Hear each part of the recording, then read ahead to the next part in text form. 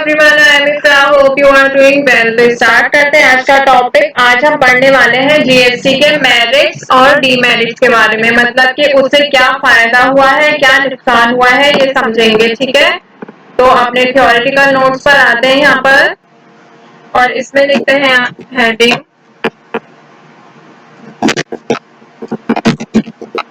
Merits of GST. तो इतना तो आपको पता चल गया है जीएसटी है। ठीक है, जीएसटी का मतलब क्या होता है? गुड्स एंड सर्विस टैक्स होता है। इसका मोटिव क्या था? वन नेशन वन टैक्स, मतलब कि एक ही टैक्स रहना चाहिए। इसने काफी टैक्सेस को रिमूव किया था।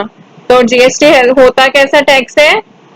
इनडायरेक्ट टैक्स होता है। ठीक है, तो इसके मेरिट, फर्स्ट मेरिट पे आते हैं। फर्स्ट मेरिट क्या है? सिंप्लीफिकेशन। बिल्कुल सिंपल वर्ड्स में लिखवाएंगे। ठीक है, सिंप्लीफिकेशन क्या होता है? जीएसटी जो होता है उसने रिप्लेस किया था मल्टीपल इनडायरेक्ट टैक्सेस को, ताकि सिस्टम जो है टैक्स का वो कैसा रहे? बहुत ज्यादा स्ट्रेट फॉरवर्ड रहे और आसानी हो उसको समझने में, क्योंकि बहुत सारे टैक्स हटके जब एक चीज आएगी और इजी होगी तो लोगों को ज्यादा बेटर वो समझ आएगी। ठीक है, तो इसमें लिखते हैं replace many indirect taxes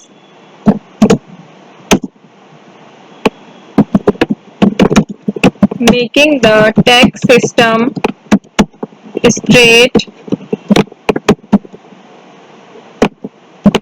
forward। ठीक है, ताकि इसको हम ज्यादा अच्छे से समझ सकें। ये फर्स्ट पॉइंट था। सेकेंड पॉइंट क्या है कि इसमें क्या होता है? यूनिफॉर्मिटी रहती है। यूनिफॉर्मिटी मतलब, यूनिफॉर्म मतलब एक तरीके से चलने वाला।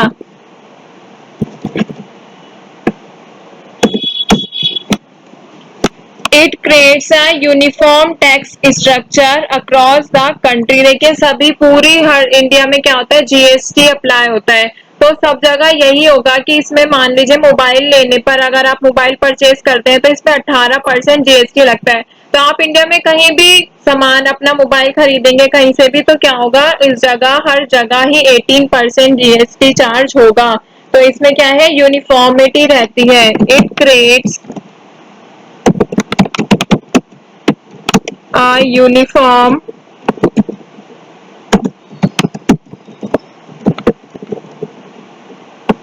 tax structure across the country।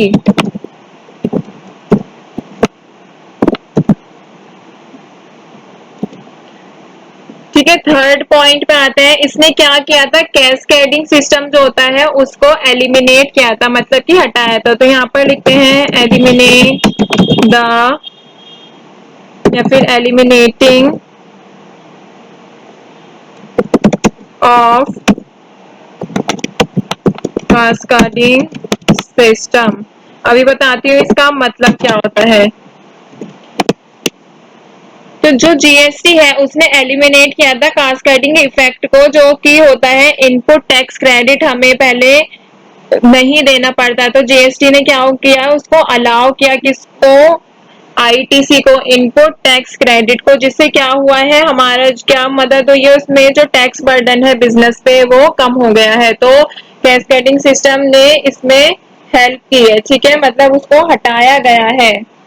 किस वजह से? जीएसटी के आने की वजह से।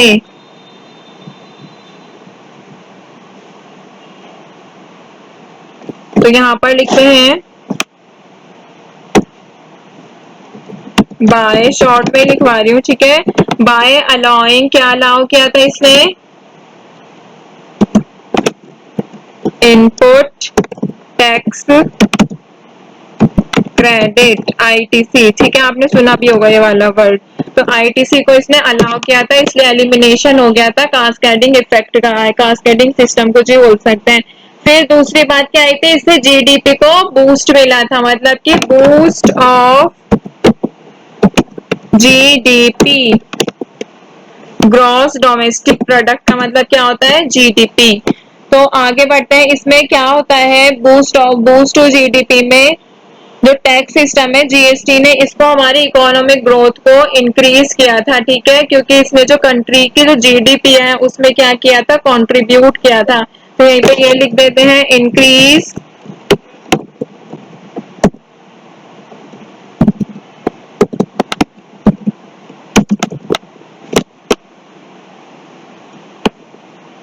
The economic growth and contribute to the GDP।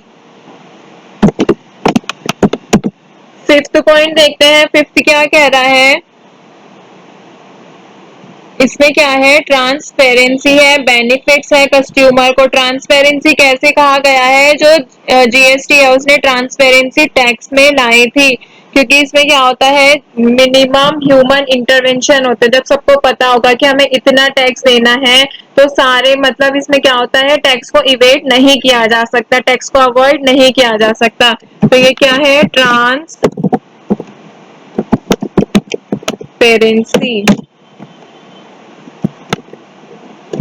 यहाँ पे मैं लिख भी देती हूँ, कांट इवेट द जीएसटी, जीएसटी को आप अवॉइड नहीं कर सकते, ठीक है।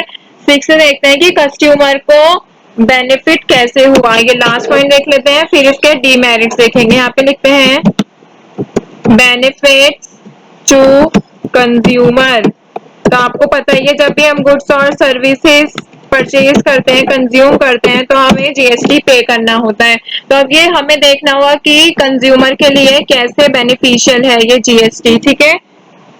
तो जीएसटी का एम क्या था कि जो टैक्स का बर्डन है कंज्यूमर के ऊपर से, लोगों के ऊपर से, उसको कम करने का, क्या हटा के जो हिडन टैक्सेस थे, पहले क्या थे, बहुत सारे तरह के, आपको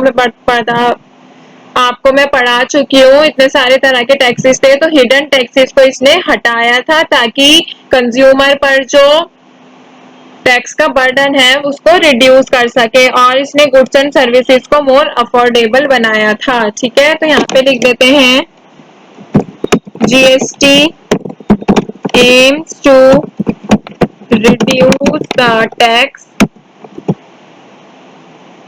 and reduce the burden of tax on consumers। ठीक है, तो ये तो हमने बात कर ली मेरिट्स की कि इसके क्या क्या फायदे होते हैं। अभी बात करते हैं नेक्स्ट में डीमेरिट्स की। यहाँ पे लिखते हैं, डीमेरिट्स ऑफ जीएसटी।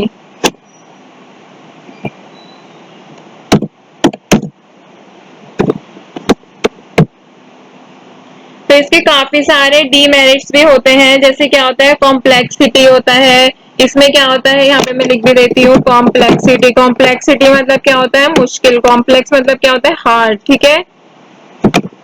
तो ऐसा इसको जीएसटी को क्यों कहा गया है कि ये कॉम्प्लेक्स होता है। जीएसटी के साथ क्या होता है, हमें बहुत सारे मल्टीपल टैक्स रेट याद रखने होते हैं, एग्जेम्पशन याद रखनी होती है कि किसमें जीएसटी बिल्कुल भी मतलब एग्जेम्प्ट है, मतलब कि जीरो टैक्स लगता है, और कितने, जैसे जीएसटी जो होता है 2.5 है या फिर 5% है, 18% है, 28% है।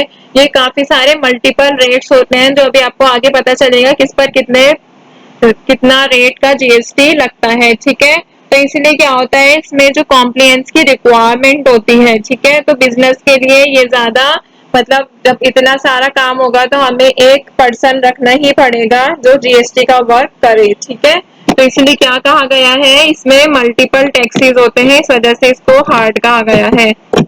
GST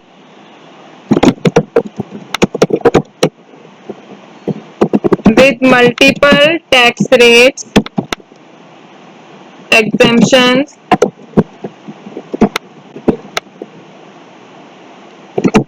and compliance requirement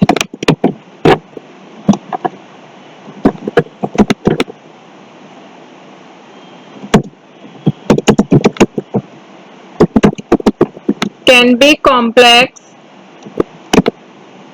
for businesses. ठीक है, कॉम्प्लेक्स आपको समझ आया। अब दूसरा पॉइंट देखते हैं, दूसरे में क्या कहा गया है।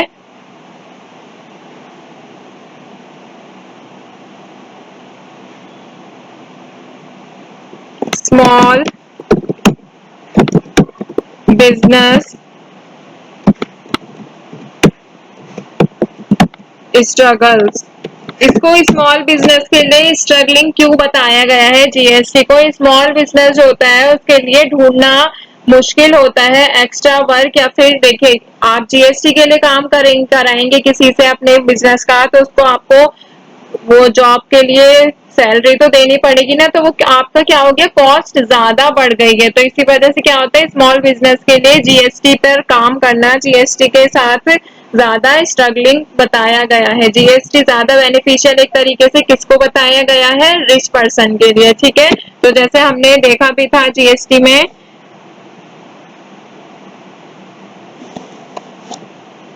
तो यहाँ पर पहले लिखते हैं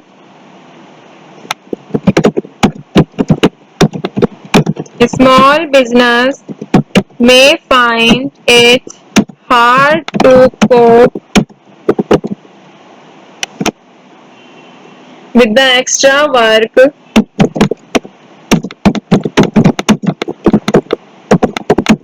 and cost।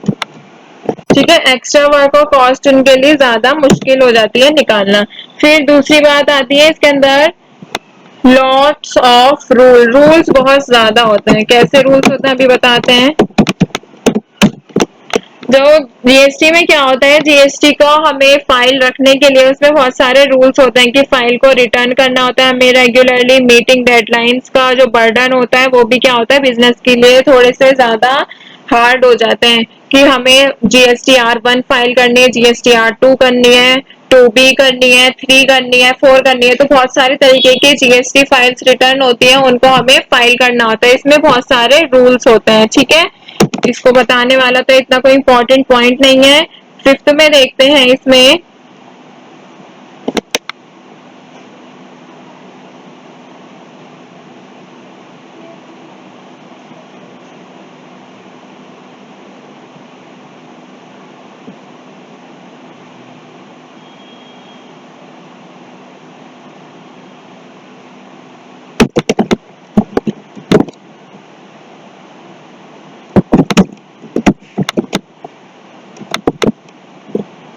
पॉसिबल होता है इसमें इन्फ्लेशन। ऐसा क्यों कहा गया है कि इन्फ्लेशन? देखिए इन्फ्लेशन क्या होता है, जब भी कहीं पर किसी स्टेट में किसी कंट्री में चीजें बहुत ज्यादा महंगी होने लगती है, तो महंगाई को क्या कहा जाता है, इन्फ्लेशन कहा जाता है। चीजें बहुत ज्यादा महंगी होती है तो उसमें जो होता है नॉर्मल पर्सन कंज्यूमर की पॉकेट पर क्या होता है, मतलब उनकी इनकम पर बहुत ज्यादा अफेक्ट पड़ता है। तो वो सिचुएशन को क्या कहा जाता है, इन्फ्लेशनरी सिचुएशन, इन्फ्लेशन कहा जाता है।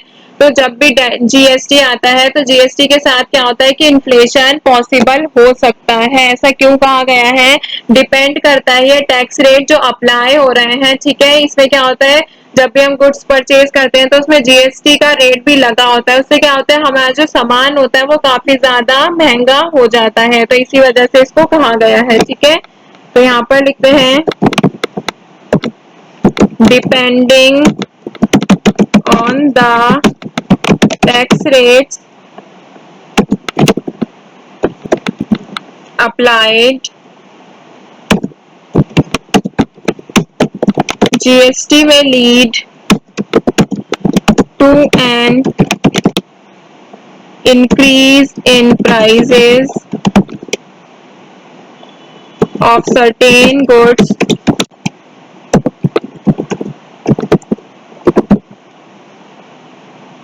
and services। दोनों के लिए होता है ना, इसलिए दोनों ही लिखा गया है, goods and services impacting consumer.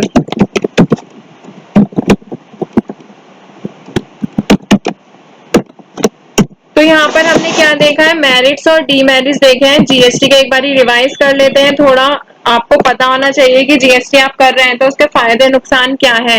तो पहला क्या था कि सिंपल होता है, इसने काफी सारे इनडायरेक्ट टैक्सेस को रिप्लेस किया है और एक स्ट्रेट फॉरवर्ड टैक्स सिस्टम को बनाया है। दूसरी बात क्या थी कि एक सेकेंड इसको अंडरलाइन भी करते चलते हैं, ठीक है।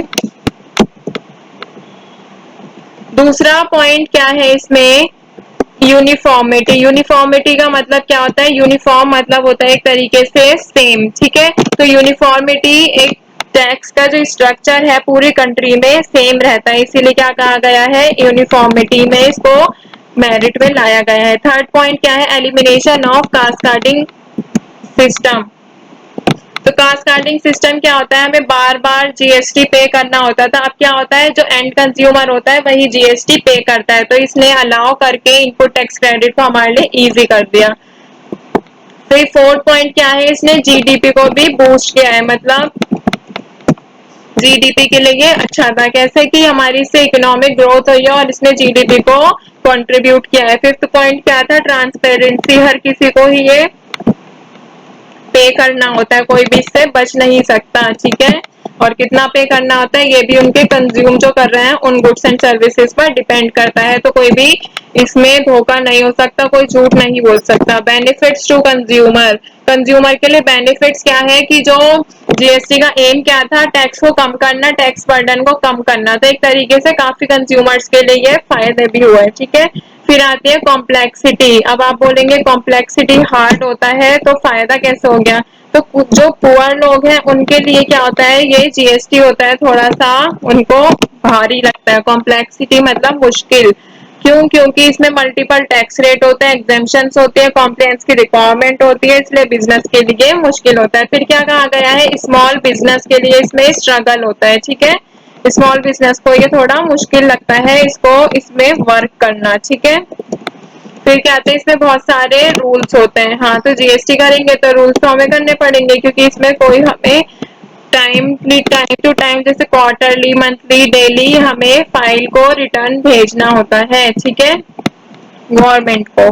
फिर आता है इन्फ्लेशन पॉसिबल। इन्फ्लेशन कैसे पॉसिबल है इसमें, क्योंकि जब महंगाई होती है सिचुएशन को कहते हैं इन्फ्लेशन। जब टैक्स रेट अप्लाई होंगे तो जो कम मतलब मीडियम उसके लोग हैं घर के या फिर कम लोग हैं, तो वो लोगों के लिए क्या होता है, कंज्यूमर्स पर बहुत ज्यादा अफेक्ट करता है उन पर, क्योंकि हमें जो पे करना होता है जीएसटी के साथ पे करना होता है, तो आप अपना बिल भी देखेंगे ना उठाकर, तो जीएसटी ऐड होकर उसके अंदर जो प्राइस होते हैं वो काफी ज्यादा बढ़ जाते हैं, इसीलिए क्या कहा गया है, पॉसिबल इन्फ्लेशन। तो यहाँ पे जीएसटी के मेरिट और डीमेरिट हो गए कंप्लीट। मिलते हैं नेक्स्ट वीडियो में, stay tuned and thank you.